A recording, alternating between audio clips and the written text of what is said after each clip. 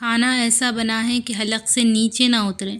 ساس کی سرگوشی اس کی سماعتوں سے ٹکرائی۔ ارے طیبہ، یہ کھانے کی ٹرے اٹھا کر لے جا، ابھی میرا جی متلا رہا ہے۔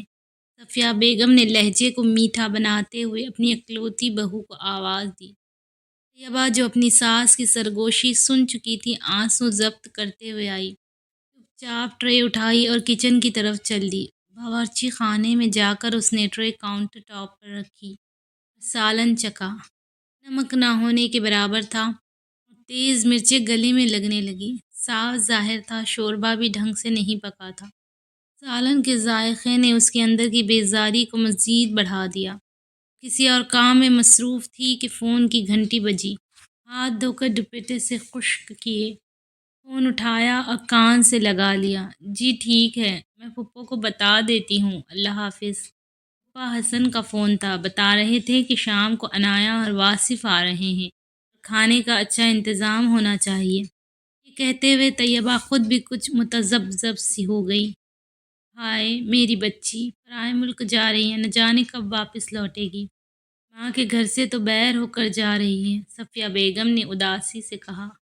تھوڑی دیر پہلے کی وہ سرگوشی طیبہ کے کانوں میں گونجی اور دل میں ایک بے چینی سے ابھر آئی۔ ساس نے طیبہ کی پریشانی بھانپ لی۔ طیبہ، تو ایسا کر کے تانیہ کو فون کر دے تاکہ وہ آ کر کھانے کا انتظام کر دے۔ صفیہ بیگم نے اپنی بڑی بیٹی کو، جو پڑوسی میں بیائی گئی تھی، بلانے کا مشورہ دیا۔ طیبہ نے نند کو فون کرنے کے بعد خود کو دوبارہ کچن کے کاموں میں مشغول کر لیا۔ تانیہ کے آنے سے پہلے ہی طیبہ نے کھانے کے لیے تمام ضروری تیاری مکمل کر لی تھی۔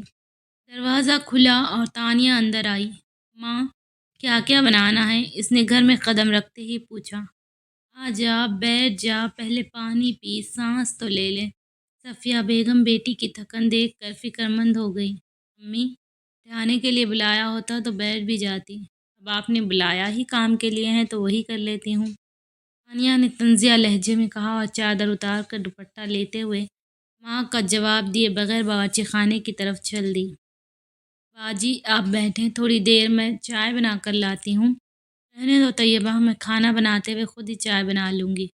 یہ بتا دو کہ کیا کیا پکانا ہے۔ کھانے کا بتا کر تم گھر کا ایک بار جائزہ لے لو، کہیں جھاڑ پونچھ کی ضرورت ہو تو نہیں، تانیہ نے بھابھی کو نصیحت کرتے ہوئے کہا۔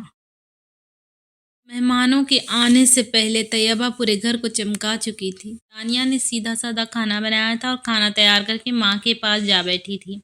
جب طیبہ کو گھر کی صفائی سے فرصت ملی تو اس نے باورچی خانے میں جھانکا، جہاں دھونے والے برتن اس کا منہ چڑھا رہے تھے۔ اتنے میں باہر شور و غل بلند ہوا، جو اس بات کا ثبوت تھا کہ مہمان آ چکے ہیں۔ مہمانوں سے ملنے کے بعد طیبہ نے چائے کے ساتھ کچھ ہلکی پھلکی توازیں پیش کی۔ جب سب چائے پی چکے تو اس نے برتن سمیٹے اور کچن میں جا کر برتن دھونے لگی، جبکہ تانیہ ماں بہن اور بہنوئی کے ساتھ خوش گپوں میں مصروف تھی۔ طیبہ برتن دھو کر فارغ ہوئی تو مہمانوں کے پاس بیٹھنے چلی، لیکن صفیہ بیگم نے فوراً آواز دی کہ طیبہ بیٹا، کھانا لگا دو۔ طیبہ نے اصبعات میں سر ہلایا اور وہاں سے ہٹ گئی۔ کھانے کے دوران ہر ایک کی زبان پر تانیہ کے ہاتھ کے بنے کھانے کی تعریف تھی۔ ماں فخر سے اپنے داماد کے سامنے اپنی بیٹی کی شان میں قصیدے پڑھ رہی تھی۔ طیبہ خاموشی سے کھانا کھاتی رہی۔ کسی نے نہ اسے بلایا، نہ اس کی محنت کو سراہا، نہ کسی رشتے کی حیثیت سے اسے یاد کیا۔ کھانے کے بعد چائے کا دور چلا۔ جب مہمان رخصت ہوئے تو طیبہ کے سر پر دوبارہ باورچی خانے کی صفائی کی تلوار لٹک رہی تھی۔ تانیہ اپنا کام ختم کر کے واپس اپنے گھر جا چکی تھی۔ طیبہ نے رات کو کافی دیر تک کچن کا کام نپٹایا۔ جب وہ تھکن سے چور ہو کر اپنے کمرے میں آئیں تو شوہر کو اپنا منتظر پایا۔ طیبہ کہاں رہ گئی تھی؟ پیٹ بھر کر اتنا مزیدار کھانا کھایا ہے کہ نیند آ رہی ہے، حسن نے تبصرہ کیا۔ جی آپ سو جائیں، مجھے صبح امی کے گھر بھی جانا ہے، آپ نے چھوڑنا ہے۔ طیبہ نے ایک کر کروٹ لی اور سونے کی تیاری کرنے لگی۔ ماں کے گھر آ کر بھی طیبہ چپ چپ سی تھی۔ وہ یہ سوچ کر اداس تھی کہ کسی نے اسے نہیں سراہا، کسی نے اس کی محنت کو خاطر میں نہیں لایا، سب نے صرف کھانے کی تعریف کی، اور وہ بھی تانیہ کے نام سے۔ اب وہ ماں کے گھر آئی تھی تو دل میں ٹھان لیا تھا کہ تھوڑا بہت کھانا کھانا سیکھ کر ہی واپس جائے گی۔ شام کو جب وہ کھانا بنانے کے لیے کچن کی طرف بڑھی تو بھابھی نے اسے روک دیا۔ 2 دن کی مہمان ہو، مزے کرو، آرام کرو، سسرال میں یہی سب تو کرنا ہے۔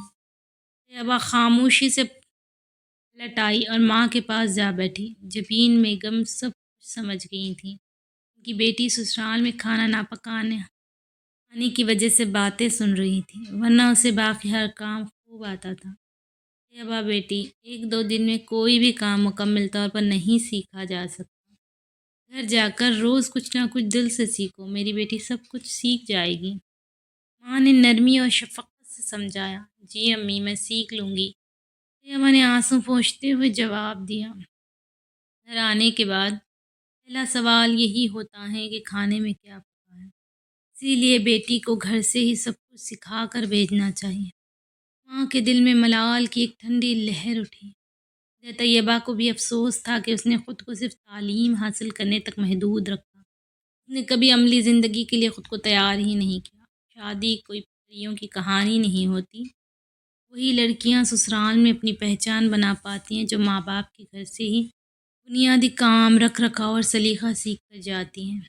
وہ جو زندگی کو صرف خوابوں میں نہیں دیکھتی بلکہ خود کو ہر پہلو سے سنوارتی ہیں۔